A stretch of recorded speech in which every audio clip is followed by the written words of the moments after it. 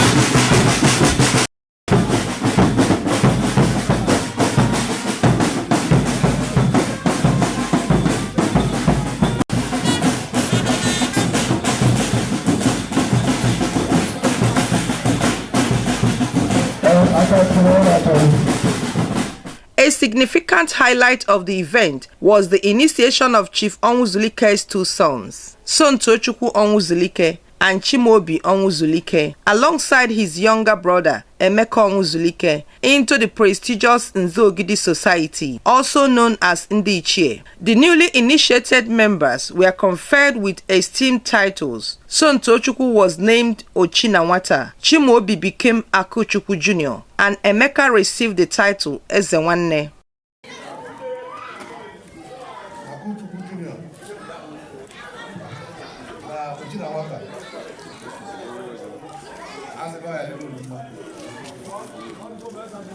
Why balloon? If I look back, I never look at walk on. And I said, Ogua, how I get to do, I never put our own. Only a day, she's there. She's on a jail.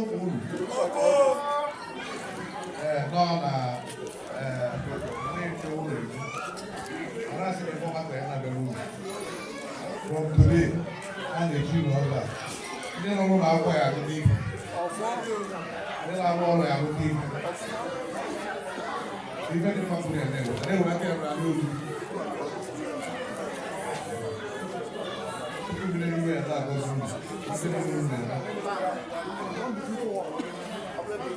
What can done?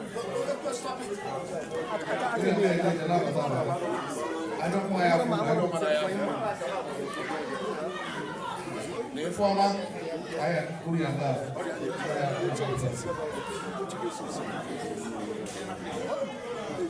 I asked her to be a good woman.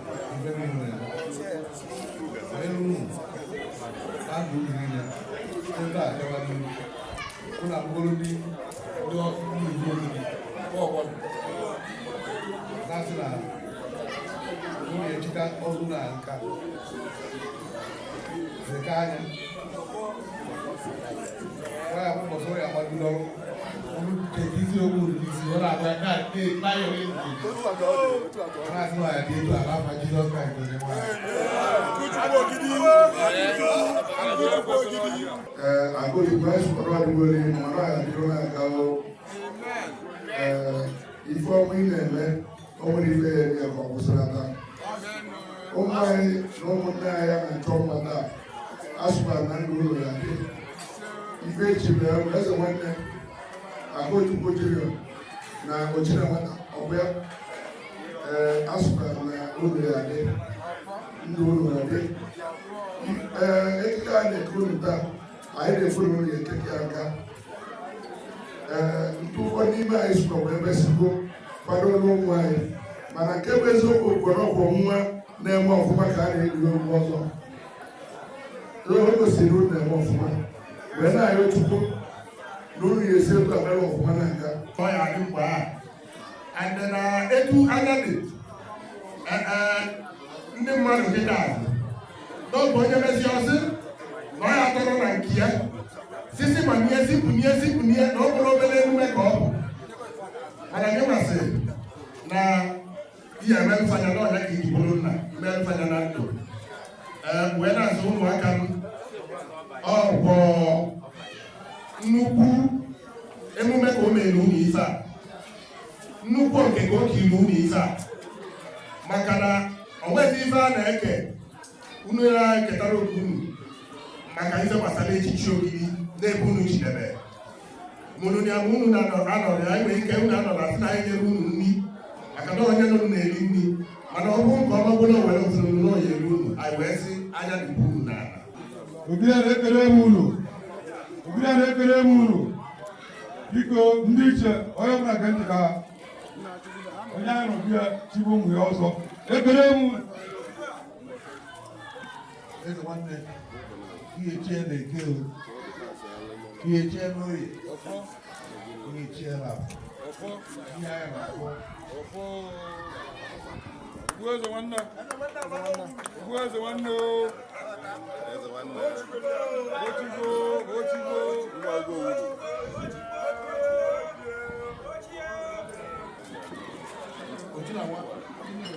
Chief Onwuzulike,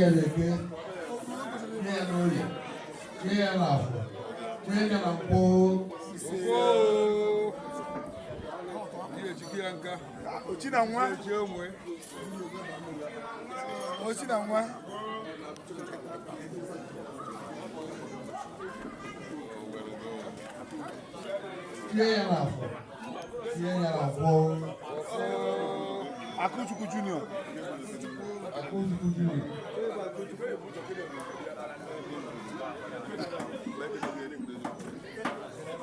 Okay.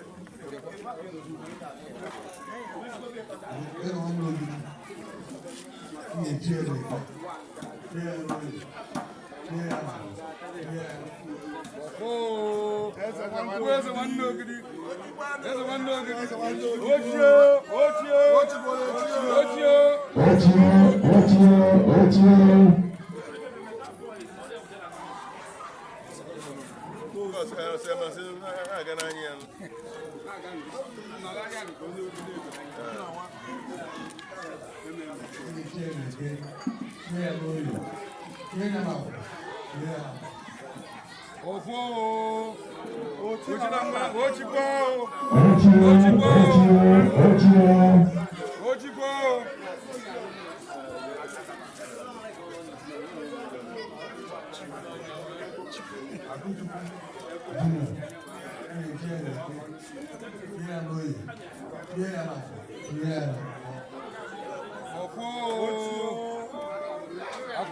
Akuchukwu Junior. Akuchukwu Junior. Jaguar. Akuchukwu Junior. See us Steve.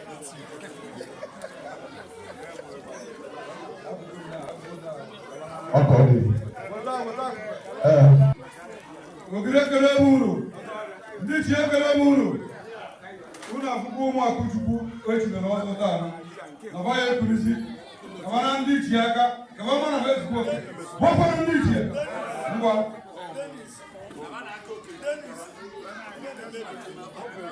na nna anyị tuo ya afọ ọsị ya ya ngwa tuo ya ofu aka aka ndị ichie ngwa nna ngwa ngwa oke ọbịa chi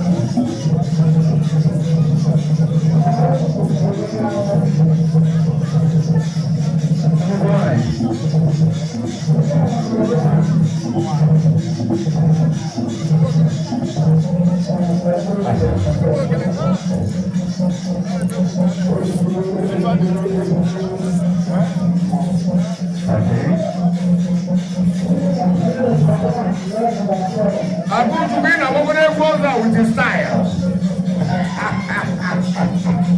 You come on style. Got it here. Oh, got it. I'm going to get up and work at it.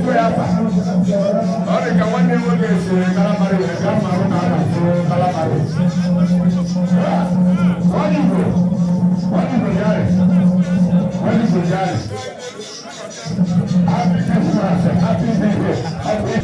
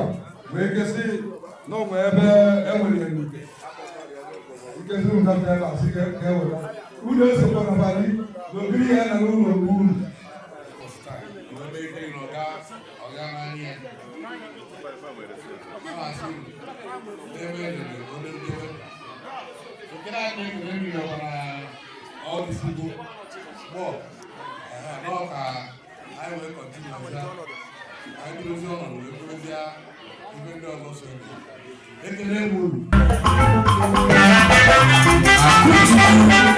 asị na ezigbo ojimoto eme ọgwụgwọ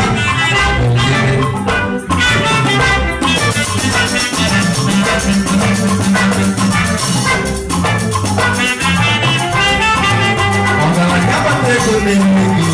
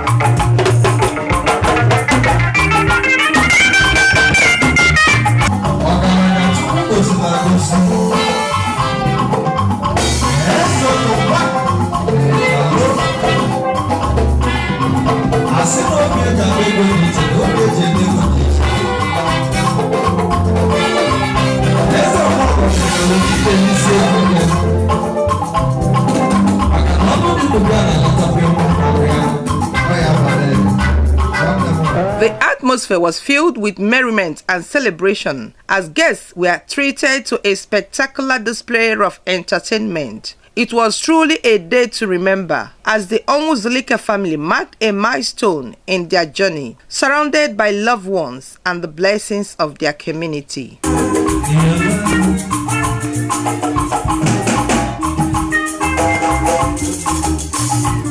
Manita